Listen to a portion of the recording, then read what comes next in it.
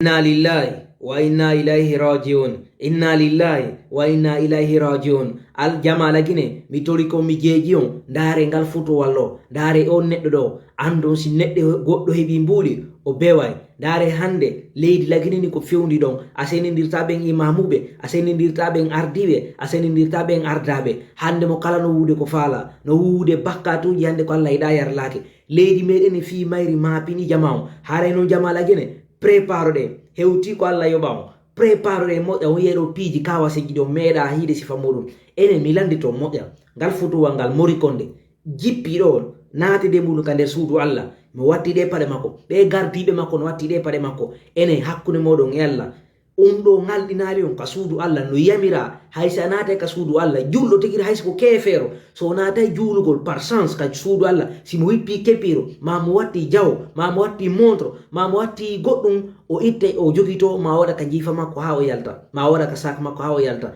beedo be naata gambe ba gardibe mabbe be naata nder julirre ko mi yino be jetti photo Mamadi Dumbuya be wengi yewre julirre be jetti photo Aisha Dumbuya be wengi tambuga julirre be ni ala rewetedo sina Mamadi Dumbuya ko don mi andi lagene hewtino go min fi Mamadi ko on ko halkude worma ko min nafi dum non to mapinila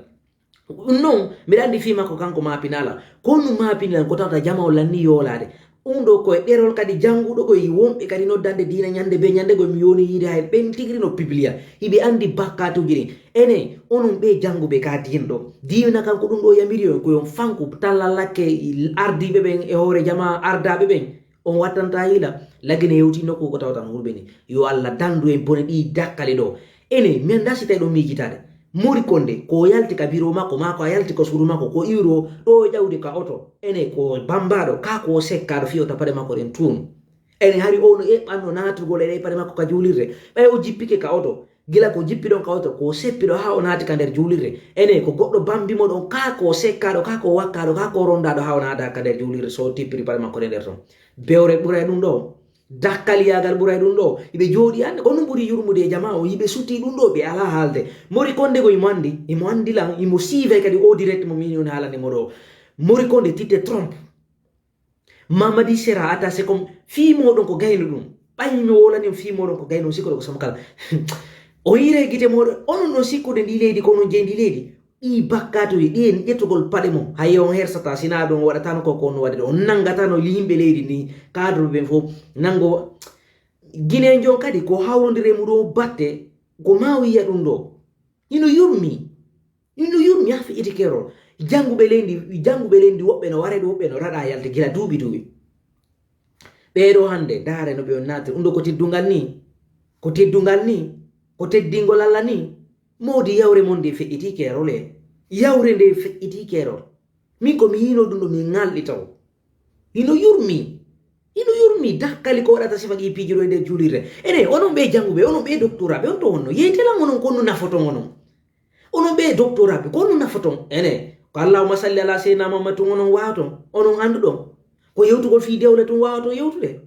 ko yewtugol fi yimbe no dola ko don to wonno yewtude on ala andude lambe ben ko wadde no buri koko yimbe wona dole de école ji onon ala yide dum idon jodi do on bikkine e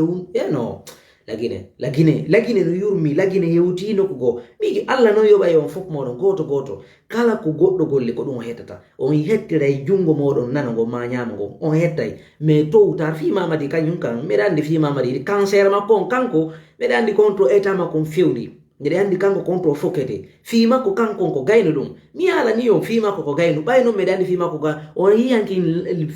angal ko indirte ko jasir yagal himbe no arde manipula lagine etta jawle lagine ewte resource research ye lagine naba transforma ko mabbe yeya wada mondial satina piri ya lagine sodita dum e jure mabbe hande den jodi de on biti kine hundo ko ne yeti ko bimbi ala nyaloro malaki kedala yo immo iden i dakkale hore jama on ala nan de don jodi Mamadi ko pinka o jettiri lamu ko swatto yura teddungal ma witri pinka ko dole do unnon ratatamo go o moba kilke kala ko makon o yiwa sinadum ko dole no tiwlori no lamgum 5 septembre 2020 wari o fenani Guinée ko ni be tirtamo kankari Mamadi Dumbuya dum yo prépare le coup d'envoi arriva ko nan préparez-vous jamala Guinée soyez anxieux so yimbe ben no halde do piiji gon ton d'ailleurs haaloɓe haali la résistance patriotique on yiyeno hande kadi vengeance jiɗi waɗa ɗiɗin kala ɗi meɗe à très bientôt fode ya image Diallo.